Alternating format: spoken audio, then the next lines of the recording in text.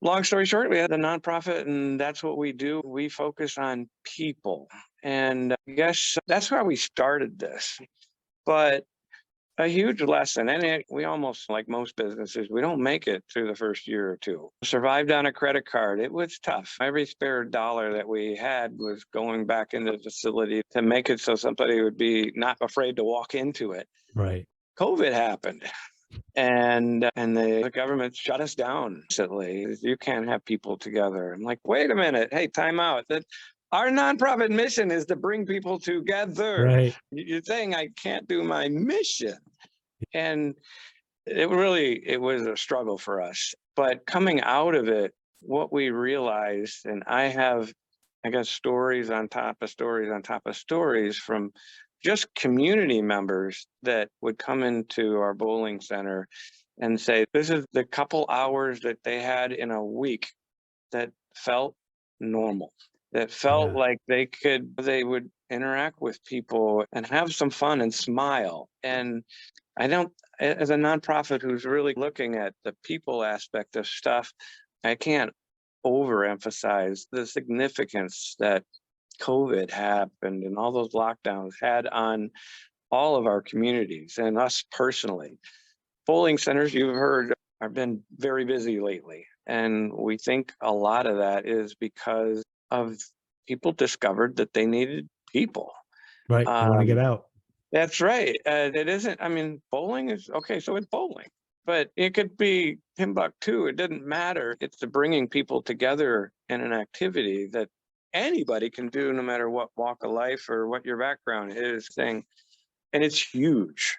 And so, I mean, the people talk in here and they would just cry. It's just Wow. that relief from all of that. And through that part, the whole COVID part, it connected with the military part, and we realized that really what we're doing here at the bowling center is, even though our mission is explicitly veteran centric, we realize that it is way bigger than just a veteran problem, and Mm. that I Yeah. think collectively our entire society has realized, whether governments and corporations and entities that govern us even comprehend it yet, individually people know that they need to spend time with people. Right. They want to And connect. yeah, we've had such advances in technology and everything. And my kids, they sit and play video games on a computer. And my daughter would tell me all the time, I don't need to go see friends. I have the computer. We can do this video chat thing, right? But I'm like, you can't give a hug that Right. way. It's A not the high same. five just doesn't mean the same. Right.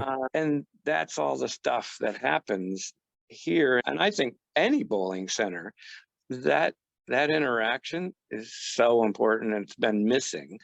And I Yeah. think COVID highlighted it, and people have rediscovered how important all that community interaction is. And we just happen to be there pushing it anyway. Our facility still has tons of problems. We have so much renovation work to do yet. And it's been 5 years that we've been in existence. And I don't know, we put a $500,000 in the building already, and it hardly looks like it. But if you were to ask me, well, what makes us different or what makes us tick? We have a sign out front of the building that says you have family here. Mm. And That's cool. we have, our communities are such that moms and dads are both working, kids are more often or not that are left alone. There's lots of things to occupy their time, but the interaction of the family is so big. And even 15, 20 years ago, you had all the social groups, the Knights of Columbus and the Eagles, and in the military, we had the VFW and American Legion and all that. All those groups are struggling. They're Right. membership oriented groups. And for whatever reason, and maybe that'll change post COVID too, but people didn't realize that maybe they needed to be part of something bigger. Right. And Bigger. but it's real. Mm. And when you come to the bowling center and you're a member of a league, you're a member. You're actually part of something. You're part of a team and you're part of a bigger league. And at this center, especially, you're part of a much bigger family of the whole center. Right. And I guess I'm stressed to anybody out there. It's just, I think when you look across the community and say, what's out there? Now, we're a small community and we don't have a lot of things to do indoors in the middle of winter. Right. We have bowling. And we have a community center. People go play basketball, and there's some other things. But really, I mean, one of the icons of bowling is it has historically for forever and ever been a center of the community because anybody can bowl. Exactly. Super accessible. Right. It doesn't matter where you're from. I have blind people that come here and bowl. I have people that have extremity problems. It's prided on ourselves to make sure that we can do that kind of thing, but everybody needs it. And it's so important. I guess I just throw it out that way, that I think bowling and bowling centers are uniquely positioned that nobody's looking for a clinical answer. And most people that I know, they don't think that doctors have an idea how to solve these problems anyway. But you don't really need an appointment to come to a bowling center and be part of a league and part of a group. And it's different. We asked our veterans about there's counseling and mental health services out there. Yeah, you got to go get an appointment. You can't talk to somebody for an hour, and it's one person and he's reading out of a textbook. And it's just, you can do a lot of that same stuff at a bowling center. It's amazing. Sounds like you're there for 3 hours, right? I mean, it sounds like you're writing a prescription for bowling.